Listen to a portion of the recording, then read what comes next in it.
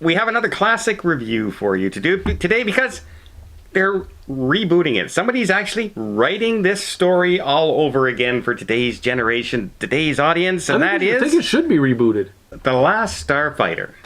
And whenever anyone talks about, hey, what movie should be redone now, and that's one of the first ones that people think of is The Last Starfighter. Like I remember probably watching this in 1984 when it was new. Yeah, I don't remember anything. I didn't remember anything about the movie. And if somebody asked me what movie should be rebooted, I would have never said this movie. See, I remember this came out right after Tron, and it has the same computer graphics. And that's what made this kind of big at the time, was that computer graphics. The only thing that I remember... So bad now. Yeah, it was terrible. The only thing that I remembered about this movie is that there was a video game console that was being monitored, that they had put out, and they were looking for the best of the best video gamers. And if you beat the game, then they would come and get you. That's all I remembered about the movie. Okay, well, the guy who...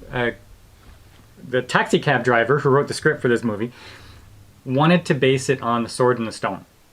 So whoever pulls the sword from the stone is the chosen one. But it's the 80s, and so they said, we're going to make the sword and the stone a video game. So whoever beats the high score in the video game, that's our chosen one. He's going to be the hero to fight the badness. Yeah. And I like that concept. It would still work today. It's not that far-fetched, because if you think about it, the military nowadays trains in simulators. Now, you guys said the graphics were really bad. Okay. Now, I remember back during that time, I said, well, the graphics weren't that bad, because I was playing this computer game called Wing Commander. Yes. And Wing Commander, for the time, had some amazing graphics. And then I looked up the date for Wing Commander, and it was 1990. This was 6 years before that, and there were no home consoles that could manage these particular computer graphics at the time. No, but nowadays... Well, you go and you see a Star Wars battle scene, and then you go and look at this. Well, in 1977, Star Wars came out, and the visuals for the starships were incredible. But they said, wait, we have groundbreaking CGI now that we could put in this. Yeah. And for the time, it was probably mind-blowing. Yeah. And you look at it now and says, wow, is that from an Atari 2600? Yeah. Yeah.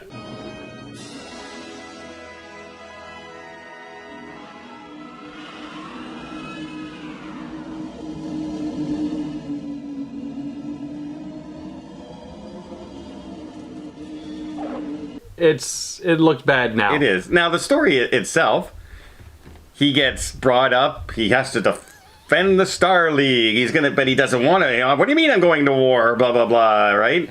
And then they have a clone of him back on Earth pretending to be him. Which was good for some comedic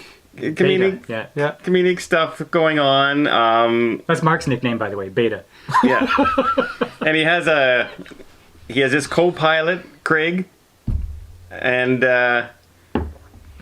he's kind of a kind of guy, right? Like gung-ho. So there's this United Nations of alien worlds out there, but Earth is not included because we're not developed yet. But this guy, Centauri, he's kind of like a fringe mercenary guy who says, you know what, I'm going to get some cash by going to this out-of-the-way planet and getting...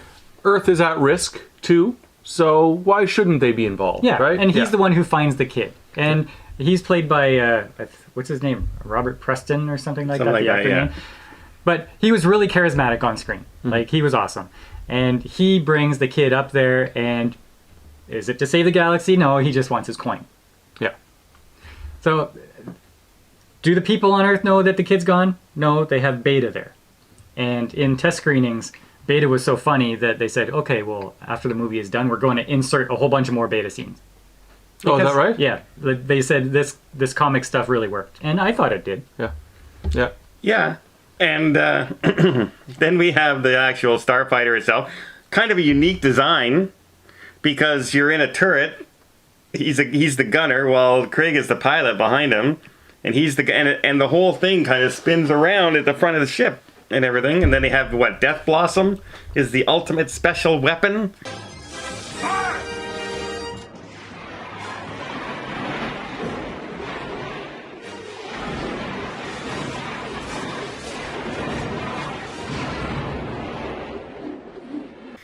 It's kind of like The whole ship starts spinning and bullets everywhere. it's like Iron Man 2, when he brings out his repulsor blaster. At the end, he says, Rhodey, duck.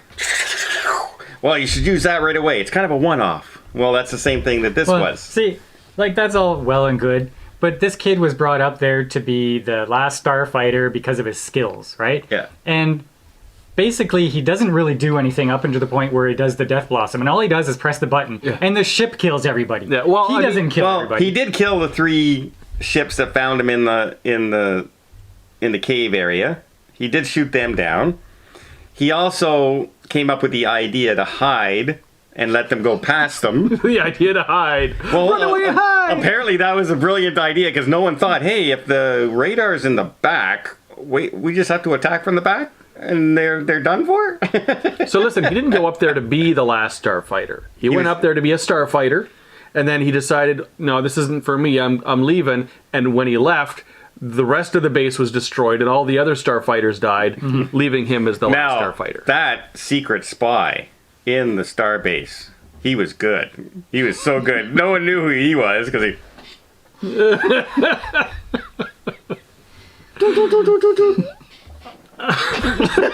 I think that this is a good, like, if you're gonna reboot and remake everything, this is a good one to go with. I thought it was, if you could redo the special effects and the fun of the movie. But the story of the movie, like, is it original? At the time. No. Well, maybe at the time, but Yeah. this story is very generic now. True. But it's generic because of this one. And at the time, they wanted to show everybody their groundbreaking CGI. Are we going to be amazed by whatever they show us on the screen now? No. No, but you might get that campiness, because look at Maverick. Is the story of Maverick original? Oh, we got this two-man team. Two-man team's got to go in and face an enemy that no one else can do. It's got to train for it. That's been done a million times, but it's been the best movie of the year so far. Okay. So who knows what they could But come there up are with. reasons why Maverick is the best movie of the year so far and what makes it a quality movie. But if you're taking The Last Starfighter and rebooting it, you're going to have a generic movie that's not groundbreaking CGI.